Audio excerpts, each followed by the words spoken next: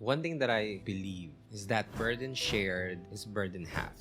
I'm making this video to share with you my truth. And honestly, I don't know how to start this, but let's go from the start. Hey guys, my name is Alec Cuenca, and I am a content creator with over 2 million followers online. I mostly talk about personal development and relationships, and I read books and I share them online. And 2021 has been my year. It was the first time that I set a goal for myself and then I achieved it. I wanted to become a Spotify exclusive, write my own book, reach 1 million followers, teach people about podcasting, and then live life on my own terms, which I all got, later on that year. And after I reached all of those goals, it kind of went south for me. No one actually knew that before the year ended. So around mid 2021, I started earning good amount of money from my content creation, from my speaking engagement. And it was the first time that I was earning money, and I was earning good amount of money. I actually earned around 50,000 to 100,000 a month for my first job. I could say, it was a good pay. And then I started getting more projects, started getting more money. And as a young kid, wasn't really sure. I thought I knew what I was doing with my finances, but apparently not. So what happened is I met a girl, and this girl kind of opened my eyes with regards to entrepreneurship, that it's possible to earn more money. And it was the first time that my eyes and my perspective really expanded.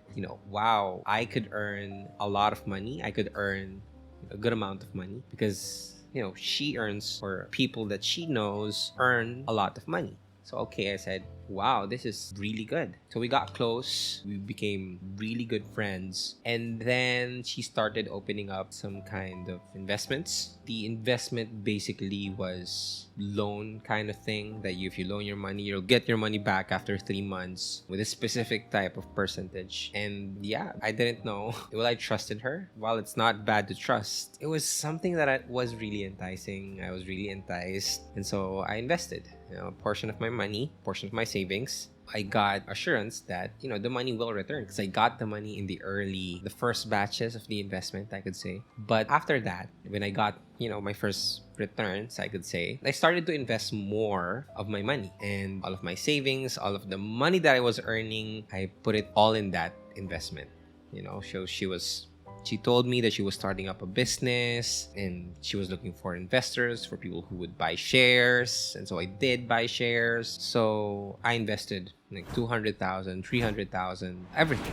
And the worst part about that, not only did I invest my own money, since I saw that, this is a good investment, we could make this work, I also asked my friends and my family to invest, which I think was the hardest part for me, because it's okay that I invest my money, but investing other people's money, that was a whole nother thing. So I also asked my families and my friends for money, and we were able to pool close to 1 million. So after a few months, when it was due to be returned, the business failed, or she would say the business failed. So I didn't get my money and everything that I worked hard for. I think the hardest part about this, talking about it right now, is it's not really about the money. It's about the hopes. It's about the dreams. It's about the possibilities that was crushed because of this. Okay?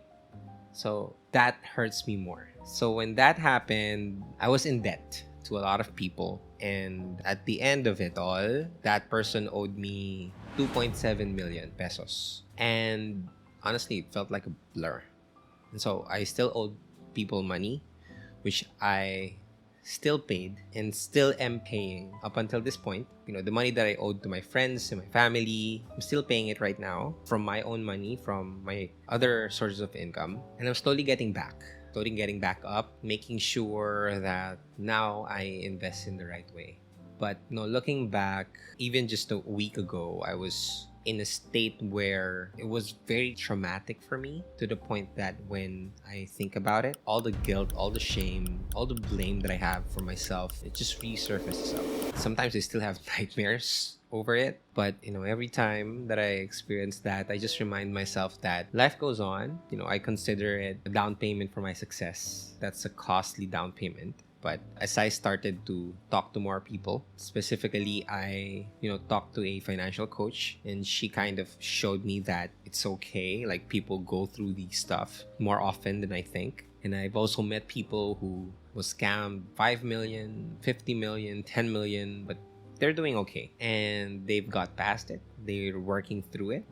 And I guess learning and knowing that there is a way to do that, which I will be discussing in the other video, just gave me hope around things would get better. Things would get better eventually if you keep on going, you push yourself. Every time I go back to that state, or at least remember those points in my life, I also take pride for how far I've come, because that kind of Alec couldn't speak up. That kind of Alec wouldn't be able to tell the story, especially online. And that kind of Alec wouldn't have the courage to even share and acknowledge that no one is responsible for my life except myself. So now, from the 2.7 million that I owe to people, I'm so close. I'm so close to getting back up. I'm so close to building my foundation. So yeah, just really wanted to share that story. I don't know if you got something from it, but life will punch you in the face in ways you would not imagine. But it's important that you get back up, you keep moving forward, you fail, hopefully cheap, you fail fast, but you fail forward. Because honestly, talking about it right now, it doesn't feel that heavy compared to how I expected it to be. And now that I'm talking about it, really grateful that I'm in a nice condo. I'm recording in a nice camera, I have my mic, I have my laptop, I have my podcast with me, and life's good. I'm surrounded with people that I love, people that loves me as well. And I could say that all the pain, all the cries, all the struggles and suffering was worth it. So if ever you're watching this video and you're just looking for a sign that things will get better, trust me, it will. This is your sign that it will get better. You just gotta take it one day at a time. Ask for help. I think asking for help was also the turnaround of my story. The moment that I asked for help, that's the moment where it shifted from me being a victim to now being a hero of my own story, leading my own life, taking responsibility for my own life, and knowing that I made a mistake, I f***ed up, and that's okay. I'm ready to learn from it, do better, and just live a better life. And honestly, right now, it's way better than I imagined. Just looking at it, looking at where I am right now, just reflecting on this, like, wow, wouldn't imagine that was possible for me. So yeah, if you're watching this, keep going. It'll get better soon. So I'm gonna do another video about this where I would talk about the different steps that I did so that I could get back up, that helped me bounce back. And I'll also be sharing some lessons along the way. Hopefully you guys can watch that, learn from that. And yeah, hopefully you got something from this video. If you got any questions, I'd be happy to answer that.